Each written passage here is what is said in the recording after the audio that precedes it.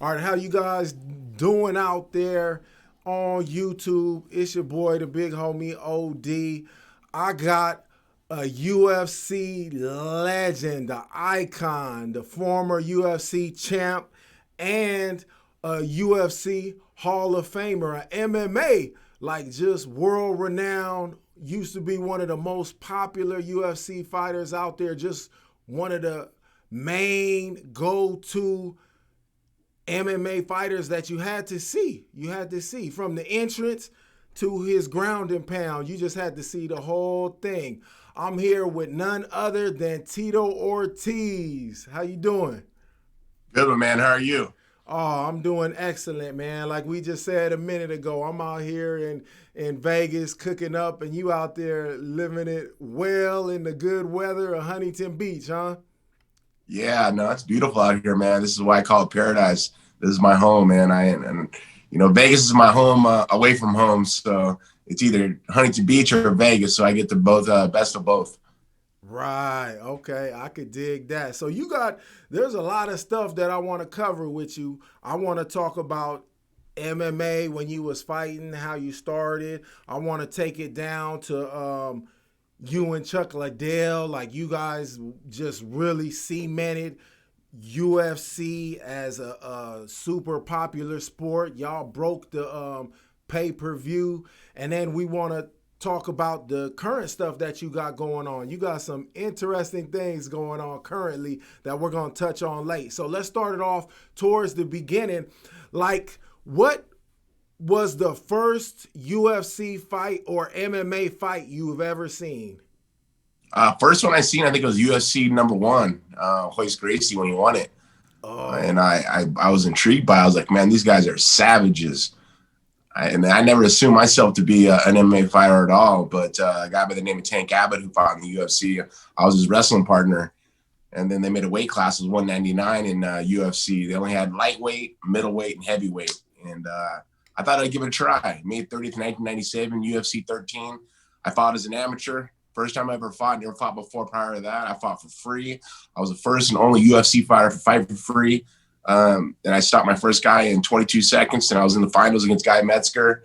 I caught him in a position, and I was dominating that position, and the referee stopped it for bleeding, which back then they never stopped it from bleeding, but they separated us, put us back on our feet, not back in the position that we were in, where I was dominating in front headlock, but put us back on our feet. He hit me with the right hand. I went for a double leg, and he caught me in a choke, and I had a tap, but let me tell you, man, I was hook, line, and sinker. I was all in. I was like, this is the game right here. This is something I love. Coming from a wrestling background in high school and college, getting into mixed martial arts, it was just I just had to work hard. I had to catch up to all the guys that have been doing it for 10, 15 years. I didn't have any belts in jiu-jitsu. I wasn't really a kickboxer. I wasn't a boxer. I mean, I was just a street kid who wrestled really well and took this very, very seriously of being a world champion. I look back on it after 23 years of competition and having 5 world championships and a Hall of Fame under my belt. I've done a lot of things in the sport. So I got one more left with Combate Americas. But right now, I'm really just focused on city council member here in Huntington Beach, just trying to make a difference for Huntington Beach. This is paradise, and it's a tourist spot for a lot of people around the world, and I want to keep it safe for them. So it's time for me to put my name up and battle for our city. right. Yeah, we're going to definitely get into that in a minute.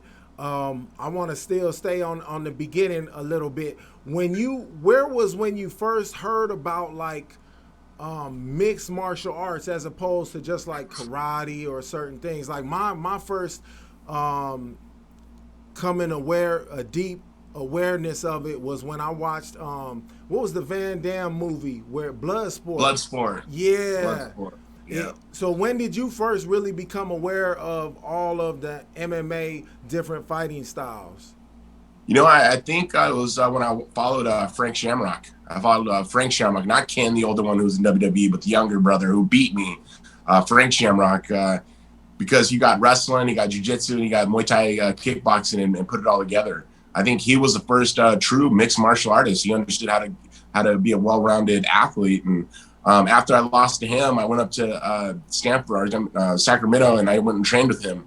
So I kind of got the ideas of what he did to prepare for a fight. And, they said, if you can't beat him, join him.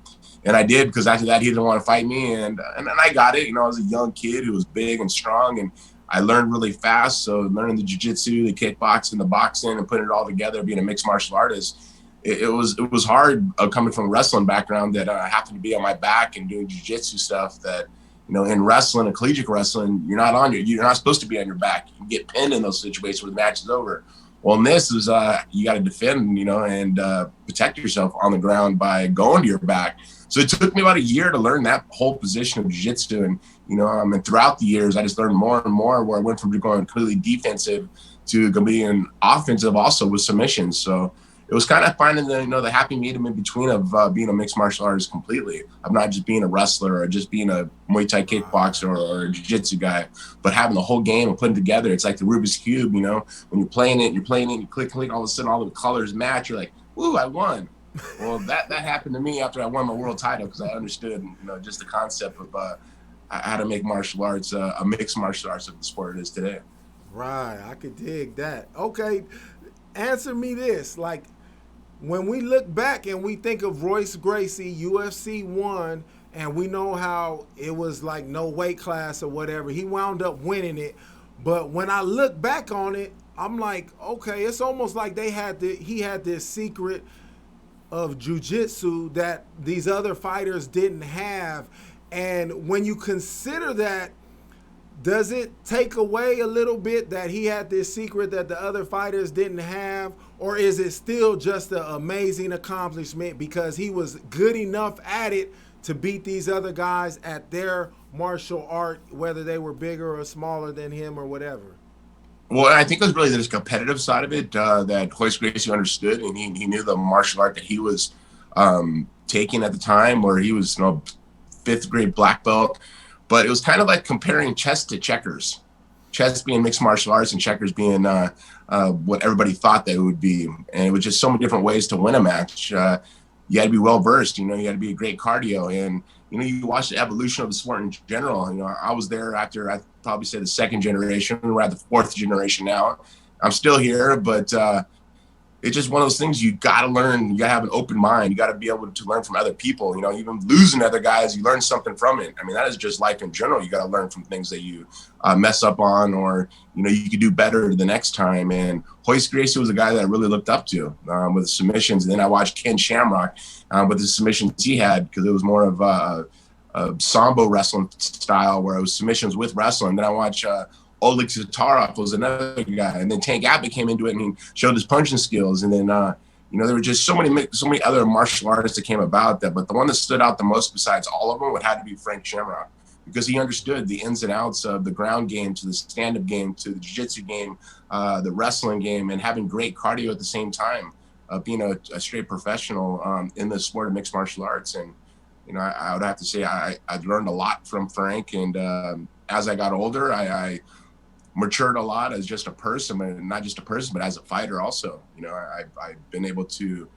do a lot of great things where I look back and go, wow, man, that time has gone by so damn fast. But, you know, I'm still doing well, man. After having 8 surgeries, you know, a lot of athletes couldn't be competing at the level that I am in any sport. But it's just what you hold in your mind, man, how strong your mind is and how strong your will is, and being willing to sacrifice everything to achieve those things. And that's what I've been able to do over the last 23 years. And let's talk about some of the injuries and the surgeries. You said you had like about 8 of them, and we know that a lot of the injuries, you know, they kind of held you back from doing certain fights, and it might have slowed you down. Like, tell us some of the surgeries that you had. Well, God, in 2003, I had my ACL replaced on my left knee, where they went in to get a graft with a cadaver from a dead person's body's ACL. They replaced it. And then I ended up getting back surgery in 2009 with that L45 S1 fused. 2012, I got my other ACL done on my right knee with 50% of my meniscus taken out. And then I did neck surgery 2014 of T3, T2, T2, T1, T1, C7 disc replacement. And then I did C6, C7 fused. And then I did C6, C5 fused. And I did C5, C4 disc replacement. I reattached retina on my left eye. But let me tell you, it's just always been a challenge from God to see what type of character I truly am, what type of personality I am, and what type of heart I truly have. And it's helped. It actually was able to let me compete. It was able to let me to train the way I train as hard as I possibly could. And, I look back on it, like I say, through so many surgeries, I could have quit. I could have said, this is enough, but I took it as a challenge, and I was willing to step up and sacrifice myself for my children's future and give them everything I always wanted as a kid. I just try to be the dad my dad never was, and just work hard and dedicate myself to my job, and just be self-believing. I have to really just believe in myself and focus on the positive stuff and not the negative stuff, because I lived in so many negative things as a kid growing up, and now I look back on it, it's like, wow, those are all lessons. Those are all challenges that were given by God to see what type of character I truly am. And I look back on it, and I'm thankful for it. It's challenged me and it's tested me, and I wouldn't be the man I am today if I didn't have those things. Yeah, I think that's what some of the characteristics that us fans like really got drawn to you for. It's like your tenacity, your intensity, and your enthusiasm for what you're doing. And I think those things, those characteristics are going to help lead you to be successful in these other endeavors that you're taking on now. But let's look at more MMA fighters. Like, if you, excluding yourself, who would you pick as your top 3 MMA fighters of all time, and why would you pick them? Of all time, wow. All time. I would have to say number 3, and there's a toss-up too, right? Because I love all 3 of these guys. But, I would say number 3, Georges St-Pierre, because he was a guy who always put everything on the line. He was willing to do it.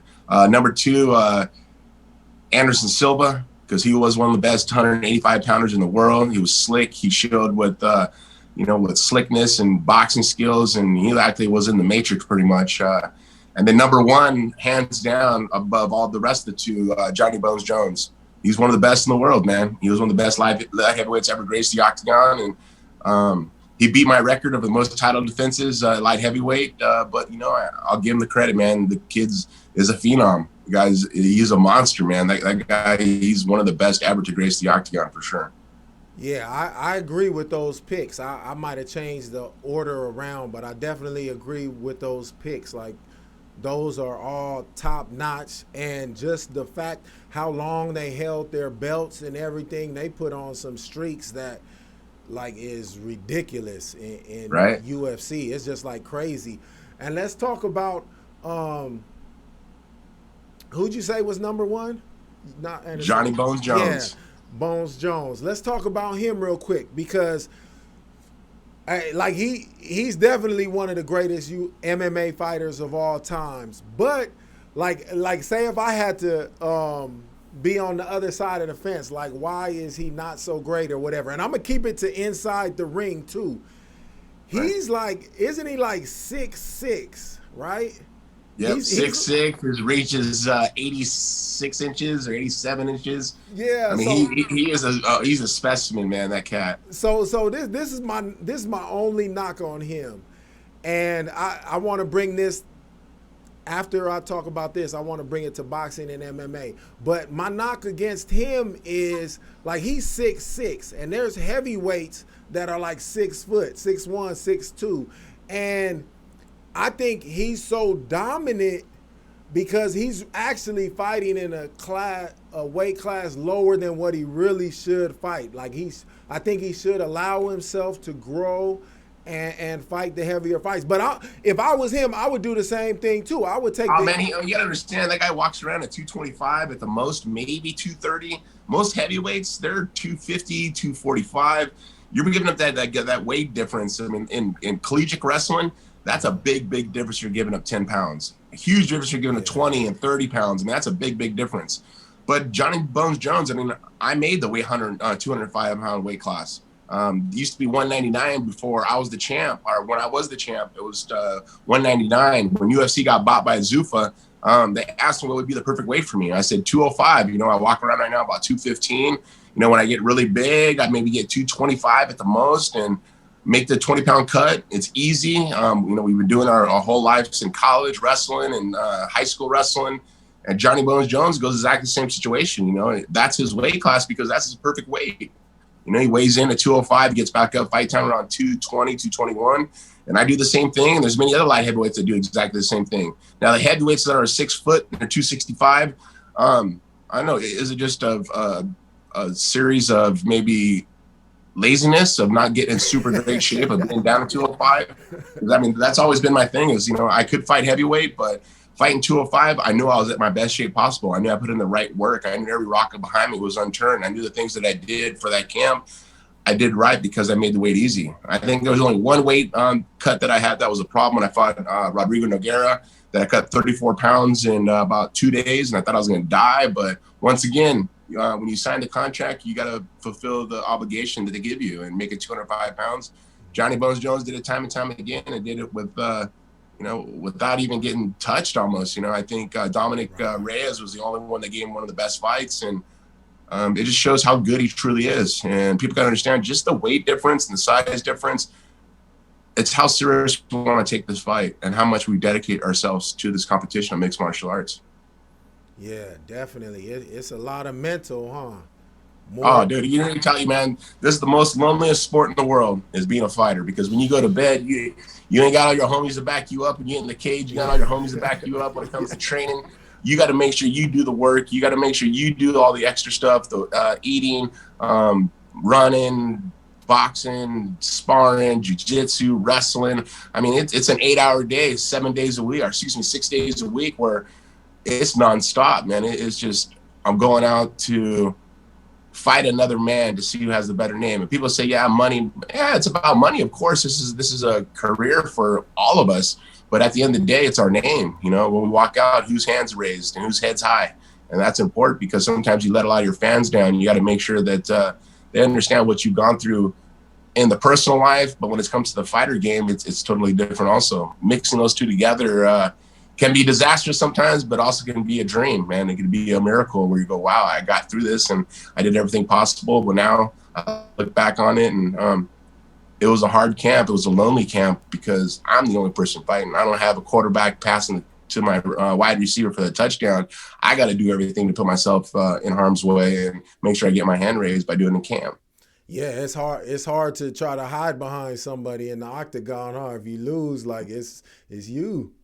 Yes, sir. Yeah. All right. So I want to talk about boxing and MMA real quick because it seems like I could be wrong. I want to get your opinion on this. So in boxing, it's more common to see fighters go through the weight classes. Like you take somebody like Manny Pacquiao, he's the champion of 8 different weight divisions, which is like phenomenal. It's crazy. Why is it that it's not as common? Like, I think there's a couple maybe champions in UFC that went to a different weight classes, but why you think it's not as common in MMA? Because I number one, 10-pound weight advantage or disadvantage, that's the biggest key right there. In boxing, it's only 4 to 5 pounds. You know, so it's a big difference. You know, when you're going up 8 different weight classes, you really look at it, and he's going up maybe 20 pounds. When he first started, we're talking about Manny Pacquiao. Right. When he first started, he was 125 pounds. Then all of a sudden, he built his way up to be 154 and fighting guys. I mean, he might have been 138 at the most, 142 at the most, but still fighting guys who were bigger. It's just speed and power. You know, the difference between mixed martial arts and boxing is like comparing checkers to chess. You know, boxing being checkers and chess being mixed martial arts. There's just so many different ways to win a match, and I really look at it, and it's a science behind boxing. You know, you got to make sure you turn your punches over the right way and get out of the angles, and it's all angle boxing. I mean, compared to MMA, is just ferocity and just going forward and just punishing a guy, man. And that's what I always did, is kind of overwhelm him. It's not really as testing out as boxing has, where it's just points. You know, you strike your points, and you know, you can watch guys like Floyd Mayweather, and he'll win every single one of his boxing matches because he's the best at his game, man. He brings people into his world where he touches and touches and touches, and all of a sudden the power comes. Where in mixed martial arts, you're getting keyed, you're getting kicked, you're getting kneed, you're getting elbowed, you're getting slammed, choked, arm bars. You know, so many different ways to win compared to just boxing. So as I watch boxing now, it kind of reminds me of just sparring. It's just like light sparring pretty much when I watch. Now MMA, it's a real fight. You're going out there and you're trying to shove your elbow and your knee through someone's face. it gets vicious, but it's competition, man. We got, the best will rise to the top. Yeah, definitely. It's definitely, man. It just looks like it's a crazy sport to be in. How the how the gloves are like so small compared to the boxing gloves. Like, Well, I man. mean, and here's the difference on that. To answer that question, is boxing gloves, all they do is protect the fist.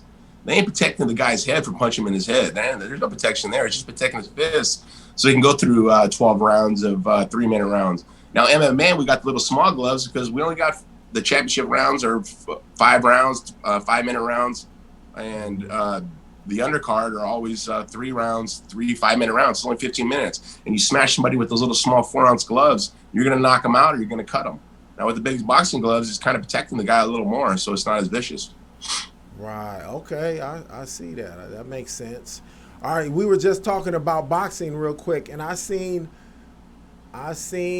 interview with you, and you were talking. I think it was after the Manny Pacquiao and Floyd Mayweather fight, and it seemed like you knew that Floyd Mayweather was going to win. It seemed like that. I don't think you actually said that, but you understood like, oh yeah, he won because of this or whatever.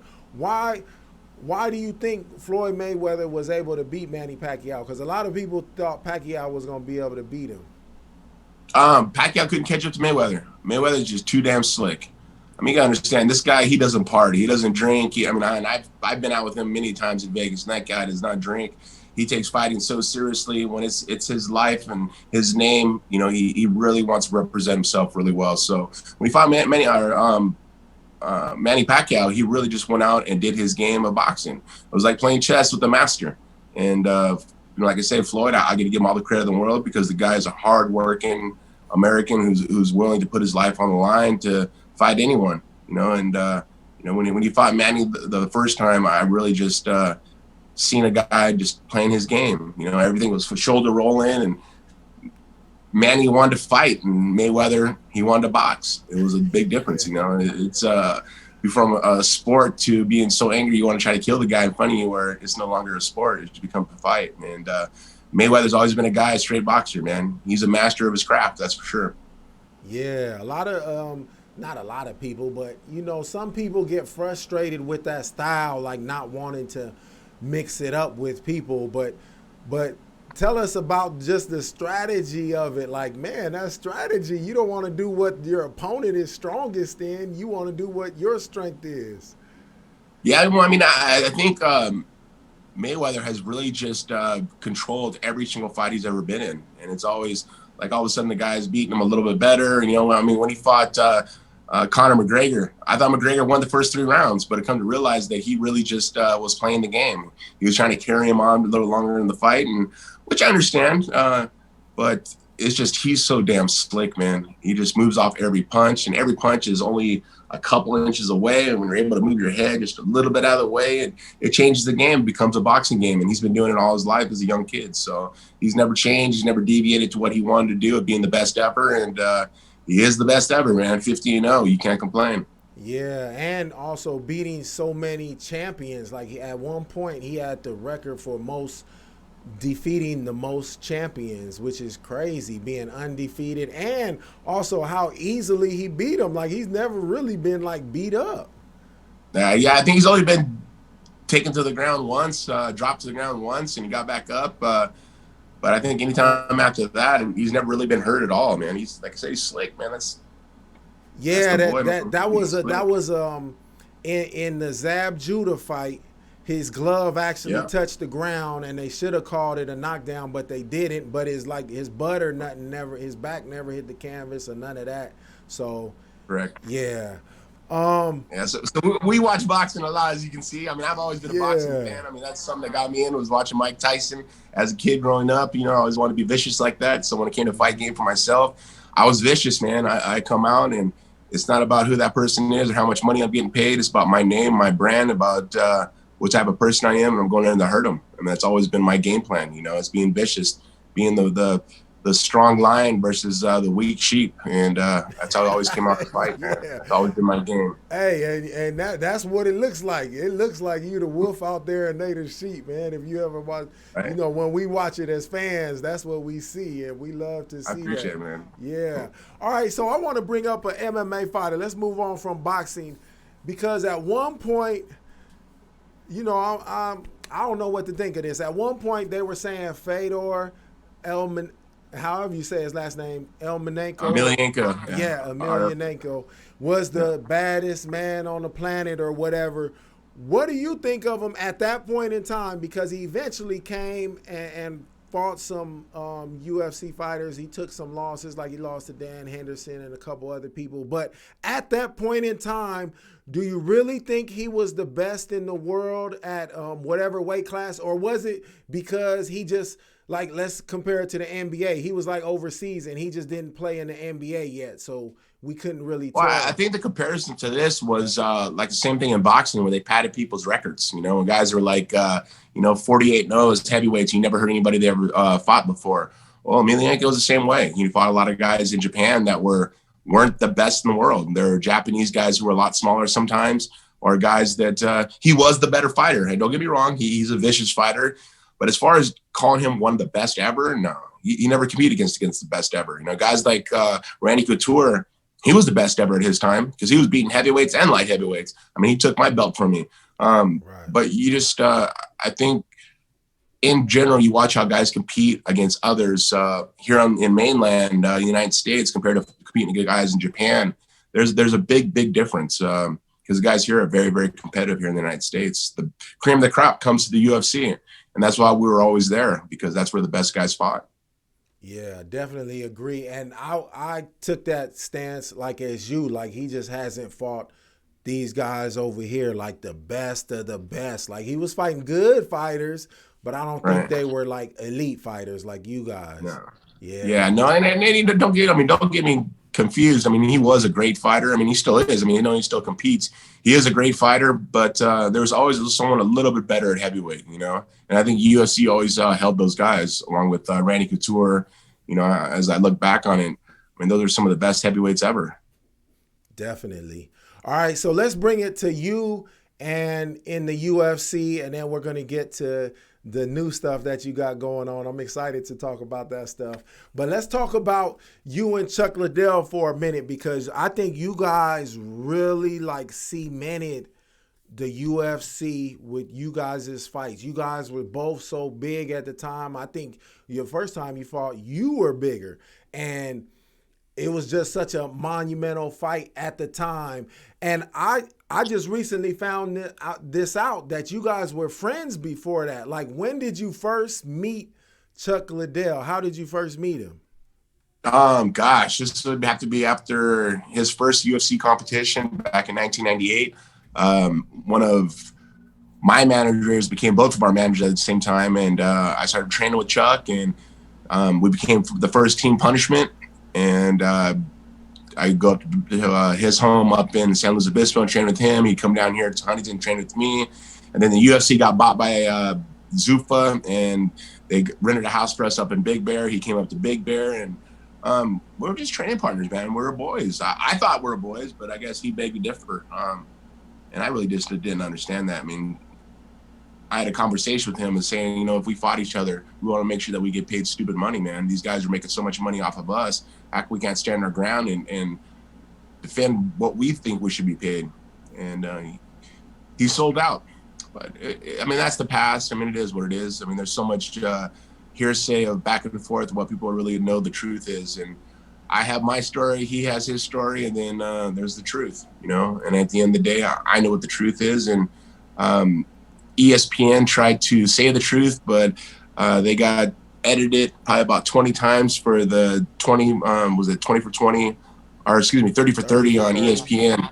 Yeah, 30 for 30. And they took out a lot of the truth out of there, man, about what was supposed to be said. And it just shows control. And, I look at the first time me and Chuck fought, I didn't want to fight, man. I didn't. I really didn't. I made $150,000 and those guys made over $30 million. And I just shook my head and said, man, this is not right. I got bullied into something I didn't want to do. Now, the second time we fought, I was ready. I mean, I went on a 4-fight winning streak, and I was ready to fight, all friendships aside. You know, we still got paid okay money. I thought they prematurely stopped the fight, but they gave him the win. That's fine. He was a UFC champ. But he never defended the world title 5 consecutive times like I did. You know, when we were supposed to fight each other prior to I fought Elvis Sinasek, he got choked out by Jeremy Horn. And that's why he didn't fight for me against when I fought Elvis Sinasek, because he got choked out by Jeremy Horn. And Jeremy Horn got arm locked by Elvis Sinasek, and then I fought Elvis Sinasek to defend my world title. But, I mean, that was way in the past. So, you know, now I look at it that I'm still competing. You know, he's only a few years older than me, but I just got a mindset and my physical body and just everything that I've worked for to get to this point. I refuse to quit. I have a lot of things in my mind that just it keeps me going, man. It keeps me young. Yeah, it definitely, like, you don't look like you aged hardly at all. Like, you look very good. Like, it's all in the blood. Yeah, it's the lifestyle too, you know, the working out and keeping it going, you know, not taking. Well, I think a lot of it's to my kids, man. My kids is what keep me young. They're the one that keep me thriving, keep me going, man. And you know, you can't be out partying all the time when you got kids. You got to make sure you be a dad and a good role model towards your children. And that's what I try to do. So I think that's what really keeps me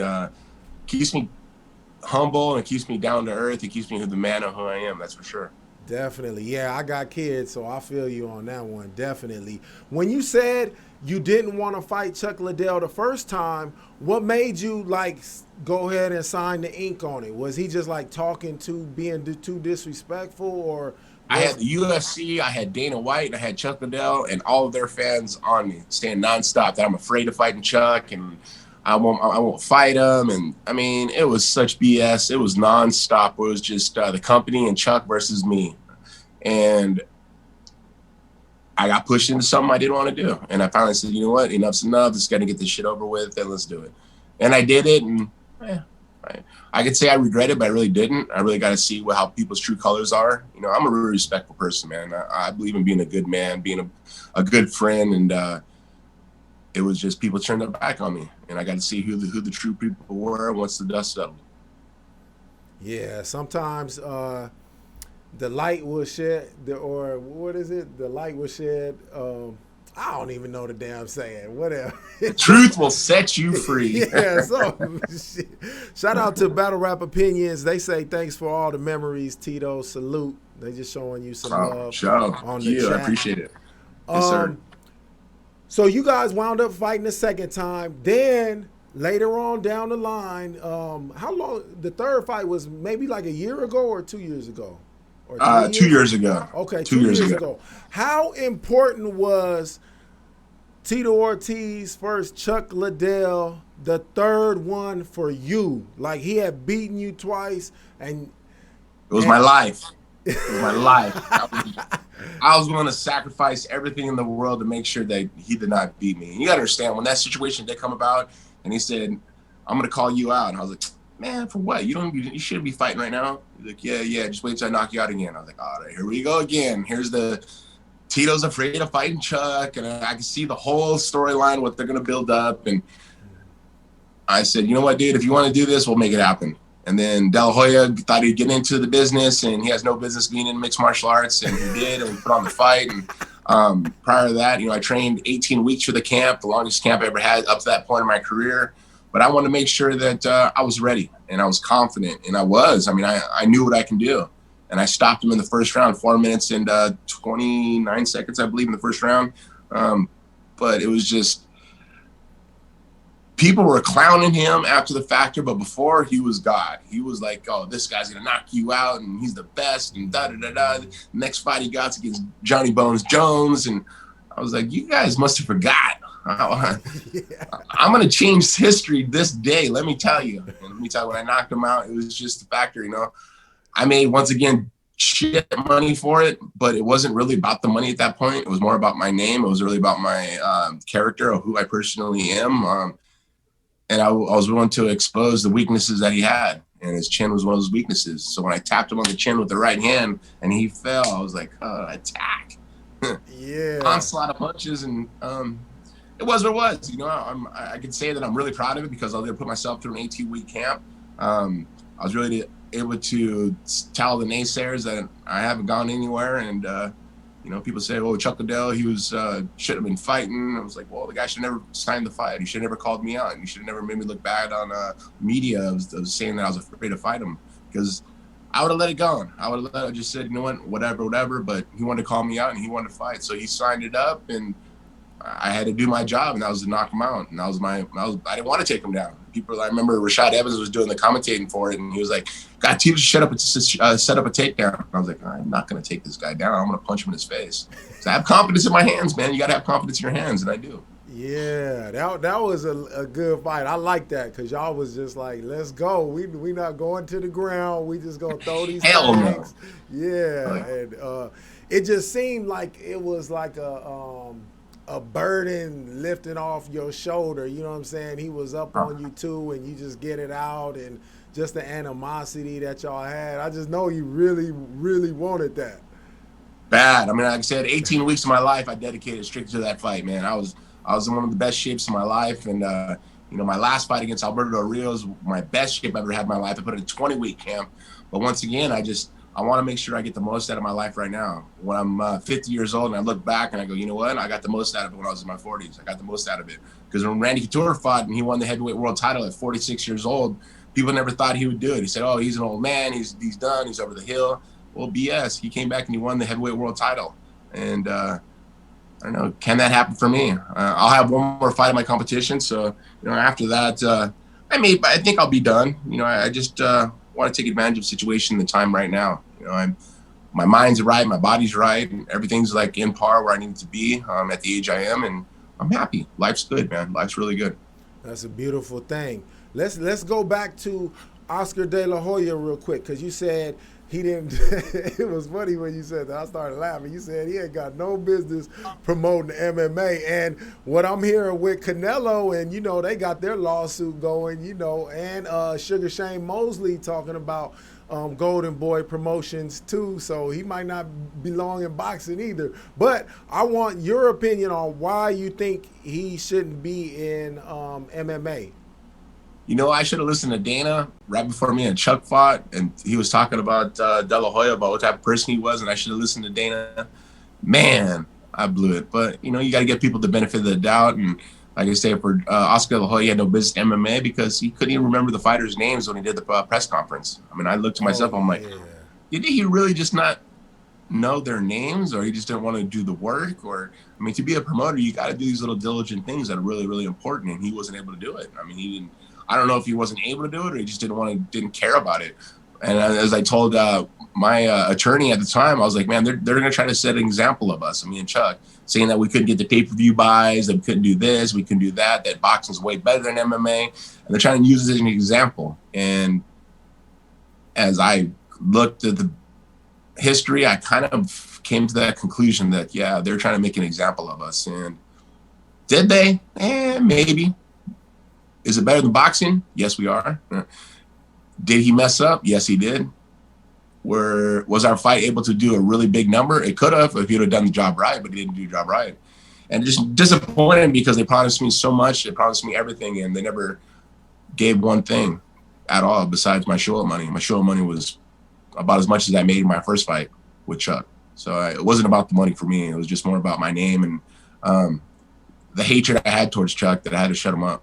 I had to show that I was the better guy. Okay, I'm glad you said that, the hatred you had for Chuck. I seen an interview, but I can't remember if it was you or him, but one of you guys said that the other one was the fighter that they hated the most. Was that you saying that about Chuck, or was that him saying it about you?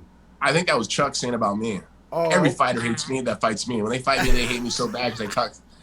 Man, you talking about team punishment because we beat up each other, man. When you got to have the intellectual, you know, my brain process where you just attack people, they don't even want to be in that camp anymore. You know, we're up in camp and guys are just going, man, this mental warfare is just not something I want to be a part of. But when you get guys like that and you get them so pissed when it comes to fight time that they forget about what their game plan is. And, you know, once again, that's a page taken out of the greatest of all time, Muhammad Ali. You know, he would just pick people apart. And I try to do the same thing in my sport of mixed martial arts. If I was able to walk in one footstep that Muhammad Ali did, then shit, I did my job times 10. And I'm really, really happy.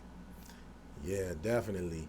All right, in the comments, somebody said something about you versus Fedor.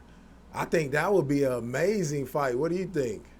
I think this interview would actually be making it even more amazing now. Yeah, I like it. I'm in. You got me sold. I'm in. Where do yeah. I sign the dotted line? I'm down. Let's do this. You said Hey, one of the greatest. I know I'm one of the greatest. Let's show it inside the cage and see who is the greatest truly is. And I'm down. I would love that. That'd be a great fight. I'm oh, in. I'm all in. hey, that would be amazing. Oh man, I know everybody would love to see that. Like, what would your plan? You know his fighting style. So, what would your plan be against Fedor? Punch him in his face and make him go to sleep. That's plain and simple. Punish him, punish him, punish him. As I do all my guys I compete against, man, is punish them and make them want to quit. Punish them unless they're unconscious. Choke them unless they're unconscious. I mean, that's always been my game plan of every one of my fights. I don't want to go in there and try to pitter patter and do a little pancake deal. I'm going in to smash the guy. Plain and simple. Punishment. That's my mentality. Punishment. Hey, it's called team punishment for a reason, huh? Yes, sir. All right, look, before we get into the new stuff, I just want to talk about UFC and Dana White for a while. So you guys had like a feud or whatever you want to call it for a little while. How did that first start? And was it about money? Like, when did you first say, like, something's going on with this money, or UFC, I don't like the UFC? What was the first sign that something wasn't right? Well, I think people need to understand the history of it in the beginning. Dana White, before he was the UFC president, he was my manager. He was Chuck Liddell's manager, and he came to my house in Huntington. Damn, I And didn't know that. yeah, he wanted to sign me because he seen me as a poster boy. Because I had the blonde hair, bleach hair, and flames Right. on my shorts, and I was a character, man. And I was Yeah. going to go out there and put my life on the line. And he was like, "Man, I want to manage you."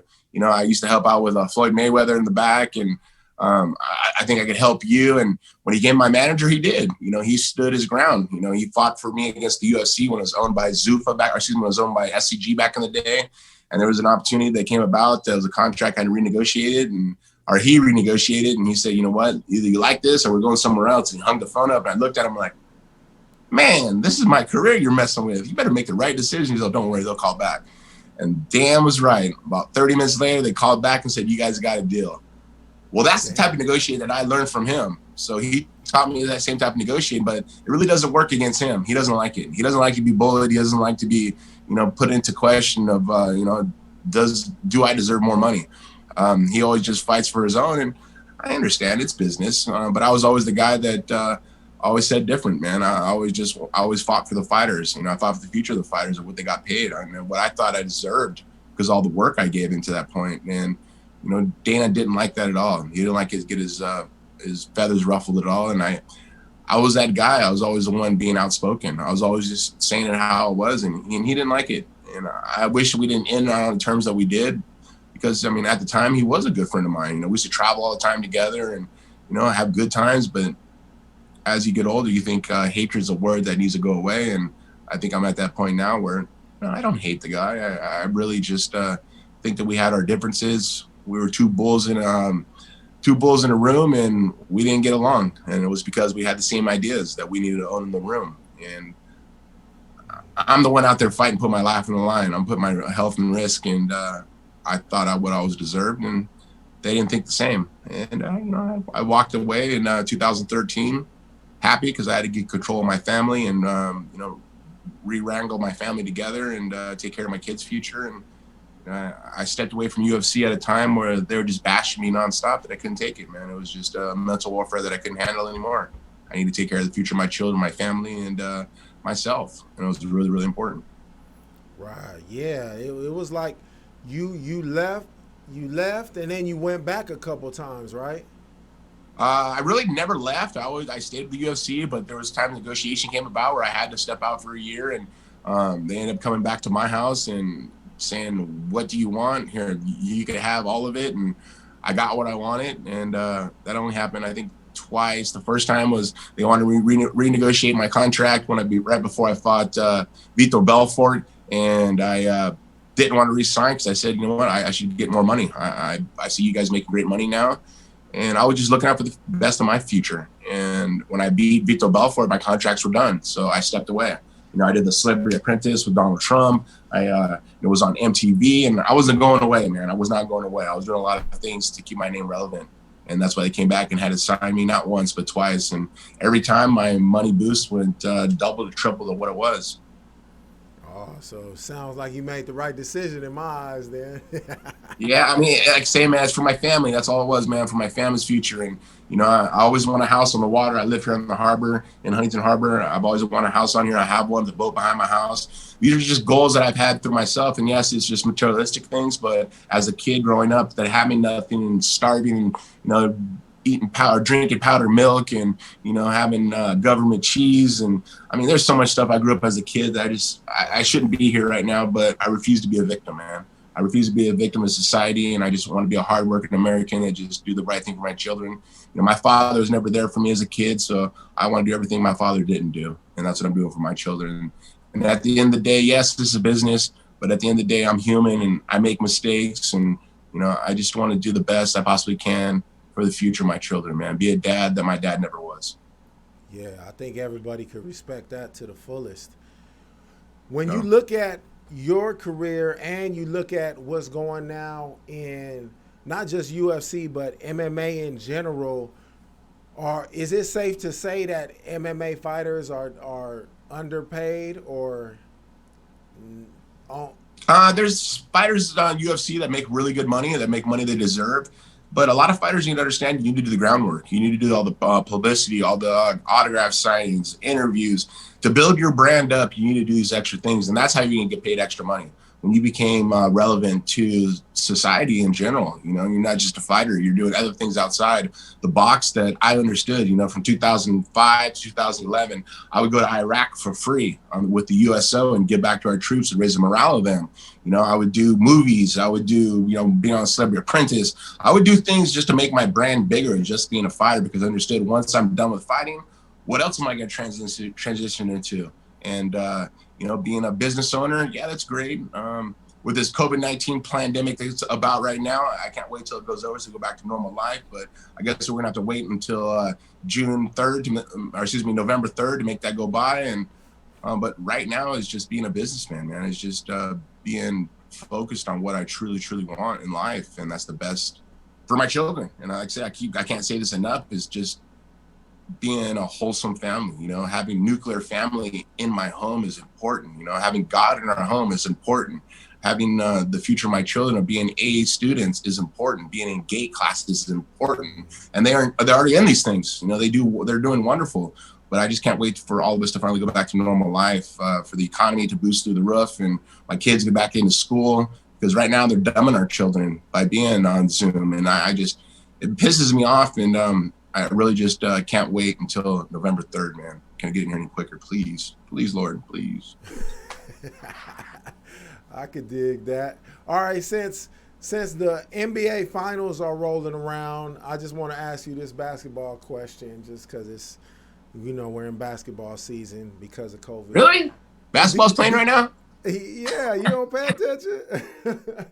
Look, check this out. Listen, homie, I promise you, all bullshit aside, when homies take the knee for our flag, man, I know so many veterans that have served their country like no other, and that's when I stopped watching sports. I was out. I'm out, homie. I'm out. I'm a patriot. I'm out. When you disrespect our flag, I'm out. When you do a black national anthem, I'm out. And it's just funny because on Father's Day, I was downstairs with my boys, and we were watching Nickelodeon, and it said Black Fathers Matter. This is an 11-year-old that looked over at me, and this is my son. He's like, Dad, I thought all fathers matter. I looked at him, I go, son, they do. I go, this is just an agenda that the left is trying to pull. And they're doing it in basketball. They're doing it in football. And it just makes me so pissed because it's confusing our generation of children. Children that are growing up to saying that they're entitled to certain things. I can't agree with it, man. I'm sorry. I can't agree with it because at the end of the day, all of our lives matter. Every one of us. You got to be a person to give back society in a positive manner. Stop breaking the law, comply with the officers, do what they say, because that's what we're trying to do is have law and order in our homes or in our cities and states and country. It's really important. And like I said, for our troops that go across seas and battle for our country, that are willing to put their lives on the line, I guarantee not one of these NBA guys ever been to Iraq. I guarantee none of these guys ever been to another country like Iraq, Syria, Thailand. I mean, these type of countries that are third world countries, we have it made here in the United States, and people don't understand that. And stop playing a victim, man. It's embarrassing because I look at it in general, it's all political scheme, man. It's all a scam that the left. You know, I know a lot of guys like you that have your iTunes, a podcast, or the guys that do in Hollywood. They gotta obey what their bosses say. And is it politically correct? Yeah, to a certain extent, yeah. But I think we're confusing our youth of how this country's where it came from. Our forefathers that fought for the independence of this country. The independence of this country there's a lot of stuff in history that we need to follow and that we need to see. You look back and you see how the Democratic Party, are they really the racists, or is it the Republican Party? You look at who's the first person that got rid of the Jim Crow law? Republican. A first person that was able to let the African Americans vote. Republican made that happen. But when they talk about Democrats, they're the one that started all this stuff. And the racist thing, like I say, I was a kid growing up and I was always confused, man, because people always call me a white bread, a honky, a white boy. And then I moved to Santa Ana with all my Mexican friends. They're like, yeah, no, you're a beaner, man. You're a wetback. You're a border jumper. So I was always confused. There's times I was hanging out with my white friends here in Huntington, and they call me one of my niggas. And I was like, no, dude, I'm an American at the end of the day, man. Because I have black blood in me. I have Mexican blood in me. I have American blood in me. I have Irish blood in me. I have Portuguese blood in me. I'm a mutt.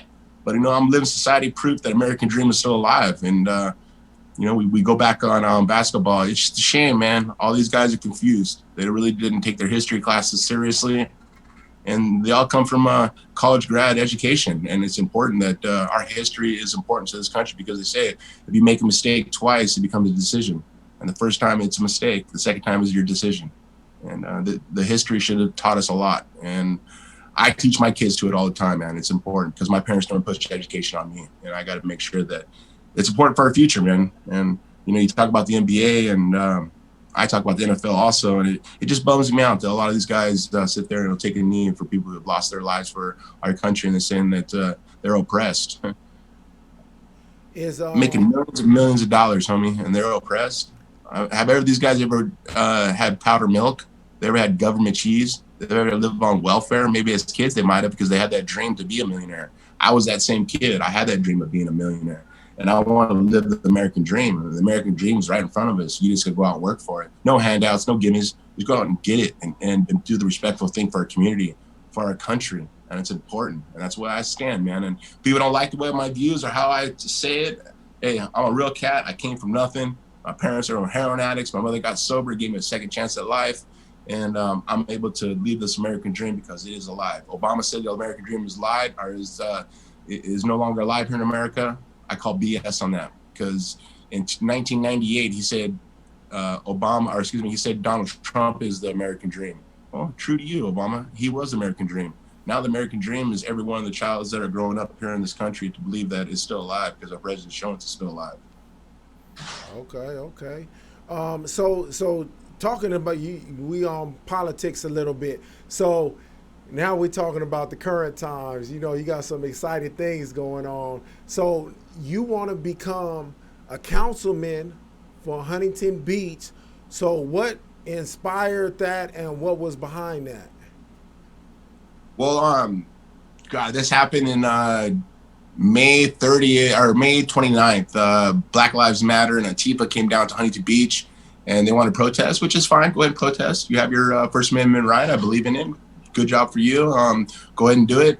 And then the Monday rolled around after that weekend, and I got a direct message on my Instagram. Tito Ortiz 1999 is my Instagram tag, and someone showed me a message. We didn't do our job at the right time. We're come back and burn the fucker down. I was like, excuse me? You're gonna burn my city down? Okay, and at that time, LA was being burnt down. I was like, hell to the no. I called 30 of my friends, 4 of my special force friends, and we went downtown Huntington, and we stood down there to make sure our city didn't get burnt down. That day, Long Beach got burnt down, Santa Ana got burnt down, Garden Grove got burnt down. A bunch of LA got burned down, but Huntington Beach did not get burned down. We stood our ground. We made sure that didn't happen. And once again, you have the right to come in and say your First Amendment. You got your freedom of speech. I agree with you 100%. But when it comes to destroying and looting my town, shit ain't going to happen on my watch. Hell no. And we went down there and made sure nothing happened. After that was over, I was on my feet for a little over 10 hours, no food break, no water break. And I made sure that didn't happen. I left around 8 o'clock at night. I went back home and I had to do a video message just because Dwayne Johnson, The Rock, he asked our president, where are you during this troublesome times as things are getting burnt down? I thought to myself, oh, shit, I was on my feet for 10 hours defending my city. And I was like, Dwayne, where are you for your city? How come you're not out trying to help people or trying to stop people from destroying your city? Oh, yeah, I forgot. You're in a $100 million home and you're worth over $300 million. Pissed me off. It got me mad. I was just like, you know what, just to have the fans and kids and myself, I mean, I've always been a big fan of The Rock, to see him turn his back on his city and our country because he's trying to blame it on the president, didn't make sense. Did not make sense. It's the governor of California's fault, and he's the one that needs to lay the law down. He's the one that needs to push the right agenda, not the wrong agenda. And this all became a political thing. The COVID, these riots, the BLM. BLM is actually sponsored by George Soros, paid for by George Soros. All the money that is brought up by Black Lives Matter all go to a political party of Joe Biden. I mean, just do the research and just see the track record of where this all is happening, where it's all going. And people don't like to talk about politics. And that's one of the things. It's like, man, people, they say not to talk about politics because they don't want the people to get educated. They want the people to understand what's happening in their country, in their city, or their state. And I really just look at it as, you know, I stood down there that day to make sure my city didn't get burned down. How can I help? Maybe I could be a police officer. And then all of a sudden I did the Martha McCallum show on Fox, and I got about 40 text messages of my friends who are police officers also, like, Tito, no. You don't want to do that, dude. Don't be a police officer, man. He goes, you're going to have to listen to what the sergeant says. You're putting yourself at risk. You're putting your partner at risk. You're putting your family at risk. He goes, it probably wouldn't be the best thing for you to do. Then one of my other friends is like, Tito, you ever thought about being mayor of Huntington Beach? I was like, Mayor Ortiz. Damn, that sounds good. I like the sound of that. I started doing my paperwork for city council, and I kind of realized that our mayors are appointed by the city council. So you got to start up city council first. And I pulled my paperwork, and I had to get 30 signatures in 2 days. And I was like, damn, how am I going to get 30 signatures in 2 days? Well, I was like, you know what, the hell with it. I'm going to go knock on doors. So I went and knocked the doors. I got 30 signatures in 30 minutes. Everybody like, Tito, you really going to put your head in the political ring? I go, 100%. Because I believe about doing the right thing for my community, do the right thing for the future of my community, of safety. And I did it, and I'm running, and people are so happy because finally got a politician running on city council that's not going to be there for political reasons. I want to be there just for the reasons of America, man. You know, this city I live in, we were the safest city in America, 1993, 1994, 1995. 2020 of this month, we're 50th in our state. Homelessness has gone on a rise here in Huntington Beach like no other. I mean, it's like crazy. I mean, I look at San Francisco, you know, when I used to wrestle and I go up to the state tournament, and it was beautiful. It was a beautiful beach community there. And then all of a sudden I went back there in 2014 and it looked like I got turned upside down, feces everywhere, bums everywhere. And these are the people that need help. And in Huntington, I think these same situations are coming about. I don't want to just turn it to San Francisco. So I need to step up for the safety of the city. I need to step up for the cleanliness of the city, for tourists that come from other states and other countries too, come to Huntington Beach because it's a world-renowned known city, man. And I get into help to take care of it. Once again, I'm not a politician. I'm not a career politician. I'm not here for no special interest. I have my own money. I've done my own things, but being an American that is willing to give back to my community, this is the way I can do it. You know, after 23 years of competition, my city has gained so much to me. Now it's time to give back to them. And hopefully I've been able to start other people's ideas of getting into politics, because once again, when they tell you don't talk about politics, they want to dumb you. And don't be dumbed. Be smarter than what people tell you. Go outside the box, think outside the box, try to make a difference for the future of our children, of our communities. And that's what I'm doing here in Huntington Beach. So Tito Ortiz, I'm number 8 on the ballot. Tito for HBCC.com, my website. People can check it out. And people may not agree with me with a lot of my positions, but at the end of the day, it's just making the city safe again, man. It's important to me and for my kids and for my community. Okay, I could dig that. So your political aspirations are to be mayor of Huntington Beach. Maybe beyond I will that. do that. Maybe beyond that. I don't Or know. Like I say, all of a sudden I got pushed back into college again, dude. And someone literally pushed me off the deep end and said, "Swim, kid." yeah. I was, I was slowly treading water, and now I'm kind of back swimming a little bit, backstrokes, just because I'm a quick learner, man. I understand the laws. I understand right from wrong. I have common sense. I'm pro Second Amendment. I'm anti-abortion. I mean, there's so many things that just bring in a nuclear family back into our homes again, and it's super important. This is what America is built on, and we can't lose our history, because our history is going to give us our future, and it's super, super important. And once again, man, I'm not a politician. I'm far from a politician, but I know right from wrong. I know common sense stuff. That at the end of the day, I made my mistakes as a kid growing up. I came from nothing, and now it's time to step up and help the people that don't have the voices to speak up. And I will be one of those voices. Even here in the harbor, I was the first guy to put my American flag up with my Trump flag, and all of a sudden, there's about 50 other flags that went up over the last 2 months. And people may not agree with Donald Trump, but once again, he's not a politician. He's a person that came in that was willing to give up his millions. He's was worth $4.5 billion when he became president. Now he has $3.5 billion, so he lost $1 billion. And he doesn't get any presidential money for being president. So he's out here just helping our country. And I wish people would see outside the smoke and mirrors that what the left is trying to do, what Hollywood's trying to do. And this is my opinion. This is what I believe, and this is what I see. And once again, people may not agree with me, but I really look for the truth, man. The truth will set us all free. Okay, can't be mad at that. All right, so that's the political aspect. So what about the WWE? I heard like you was doing some training, or like tell us what was up with the WWE. And first of all, real quick, everybody out there who's watching on YouTube, go ahead and super chat your question, and I'll see if I can squeeze it in. But tell us about you and WWE, because I heard you was doing some training or something. Yeah, I've always been a huge WWE fan, even as a kid. That's what got me into collegiate wrestling as a kid growing up, and I think that's what kind of gave me the character when I fought in UFC, the Huntington Beach bad boy, the flames, the bleach blonde hair, always talking shit, always just trying to say my point. But in February, I got a message from Shane McMahon saying, you want to come give this a try? I was like, I would love to. He's like, well, you go train by your house, but the best training is in Florida. I said, well, I'm on the plane to Florida. Let's go. I went for free. It didn't pay me no money. I just went there to learn. I put in 2 weeks.